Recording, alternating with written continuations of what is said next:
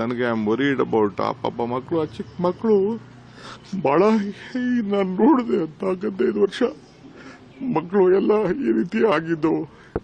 10 ಜನ ನಾನು ನೋಡಿದ್ದೀನಿ ನನ್ನ ಕಣ್ಣಲ್ಲೇ. ಅದನ್ನ ಯಾರು ಯಾವ ಫ್ಯಾಮಿಲಿನೂ ಡೈಜೆಸ್ಟ್ ಮಾಡ್ಕೊಳಕ್ ಸಾಧ್ಯ ಇಲ್ಲ.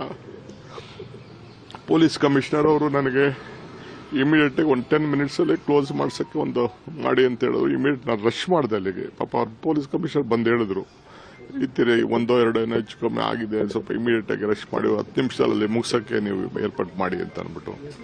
ನಾನು ಇವರು ಮ್ಯಾನೇಜ್ಮೆಂಟ್ ಅವರು KCA ಮ್ಯಾನೇಜ್ಮೆಂಟ್ ಅವರು ಹೋಗಕ್ ಆಗ್ತಿರ್ಲಿಲ್ಲ. ನಾನು ಕಾರಲ್ಲಿ ಕುಂಡಿಸ್ಕೊಂಡು ನಾನು ಅಲ್ಲಿ ಹೋಗೋದು KCA ಹೋಗೋದು ನನಗೆ ಪ್ಲಾನು ಇರಲಿಲ್ಲ. ಅವ್ರು ಇನ್ವೈಟ್ ಮಾಡಿದ್ರು, ನನಗೆ ಅಲ್ಲಿ ಹೋಗಕ್ಕೆ ನನಗೆ ಇಂಟ್ರೆಸ್ಟ್ ಇರಲಿಲ್ಲ ನನಗೆ.